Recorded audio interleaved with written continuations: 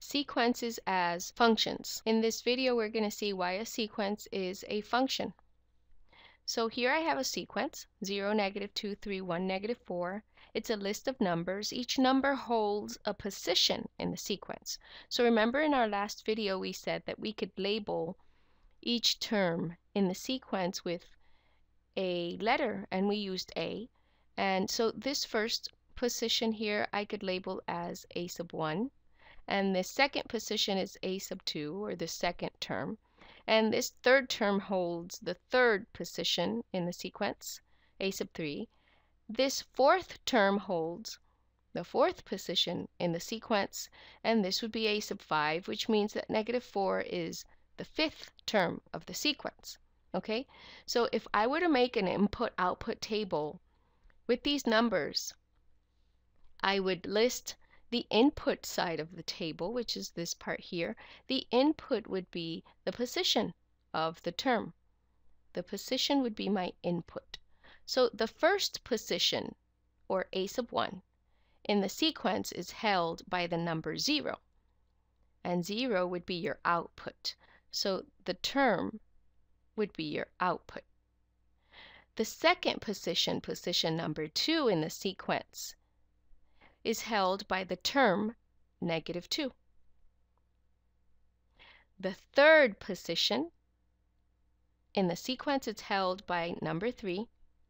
The fourth position in the sequence is held by the term, which is 1. The fifth position in the sequence is held by -4. And we say that a sequence is a function because for every input in the sequence, there is one and only one output. Okay, and that's our definition for function. What that means is that there's only one number in position 1.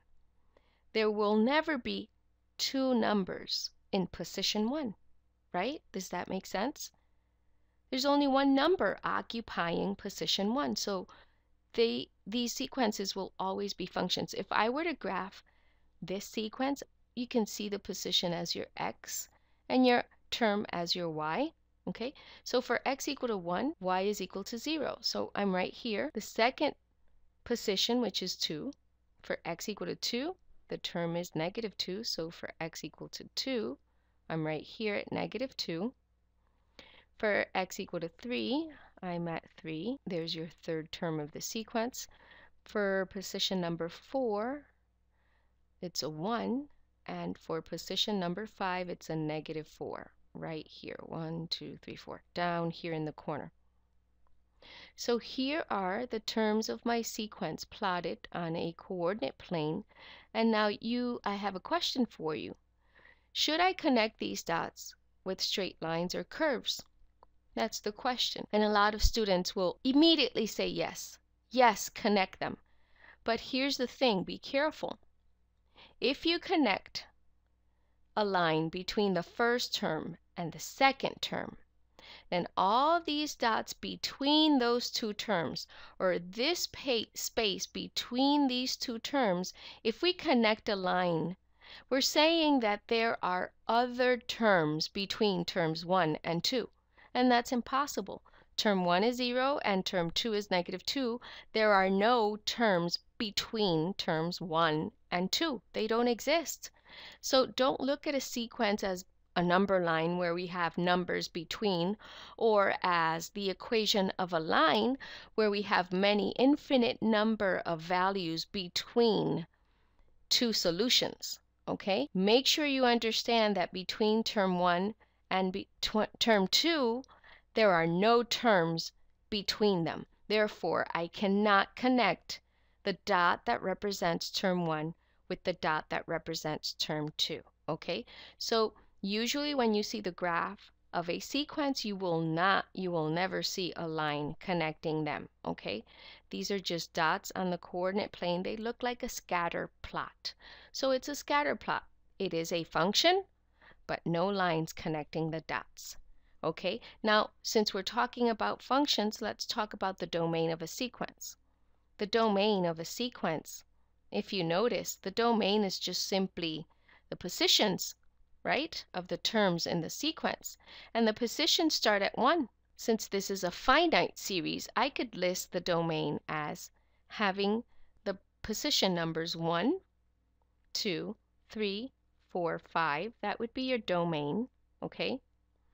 And the range, which means the term values, the range is going to be the terms of the sequence, 0, -2, 3, 1, -4. Now notice, this is a finite sequence, so I'm able to list all of the values. If this, on the contrary, had comma, dot, dot, dot, then the domain and the range would be different. The domain would be the counting numbers. That means all the numbers starting from 1 all the way to infinity, because I would have an infinite amount of terms, right? So I would have an infinite amount of positions. So the domain would be the natural numbers. The natural numbers are the counting numbers. That means numbers we use to count. Okay, so this would be the domain, all numbers from 1 to infinity.